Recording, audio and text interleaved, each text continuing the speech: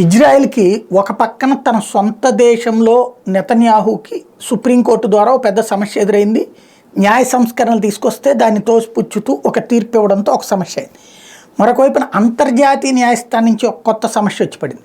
ఏంటయ్యా అంటే international criminal court of జస్టిస్లో మనం లేము, అమెరికా లేదు, ఇజ్రాయెల్ ఉంది. ఇప్పుడు వాళ్ళకి ఇప్పుడు సౌత్ ఆఫ్రికా దాంట్లో పిటిషన్ వేసింది కదా, ఇజ్రాయెల్ మీద విచారణ చేయాలి, మానవ హక్కుల హననం ఏది జెనోసైడ్ చేస్తుందని. ఇప్పుడు దాని మీద నోటీసులు ఇస్తుందా?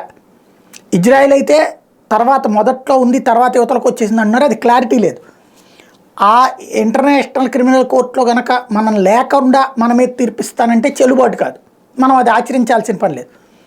దాని పరిధిలో ఉంటే కుదరదు. ఎందుకంటే సౌత్ ఆఫ్రికా మొన్న రష్యా అధ్యక్షుడిని ఇంటర్నేషనల్ క్రిమినల్ కోర్టు ఆదేశాలు రష్యా అధ్యక్షుడిని అరెస్ట్ చేయమని, సౌత్ ఆఫ్రికా అట్లా అరెస్ట్ చేయాల్సి వస్తుందని రావద్దని చెప్పింది రష్యా అధ్యక్షుడిని, బ్రిక్స్ సదస్సుకి కూడా. అందుకని క్యాన్సిలే చేసుకున్నటువంటి పరిస్థితి ఉంది. అంతగా సిన్సియర్గా పాటించేటటువంటి పరిస్థితి అవుతుంది. ఇప్పుడు ఇజ్రాయెల్ విషయంలో నెతన్యాహు మీదన ఏదైనా వారెంట్ జారీ చేస్తుందా ఐసీసీ? అప్పుడు ఏం చేస్తారు చూడాల్సి ఉంది.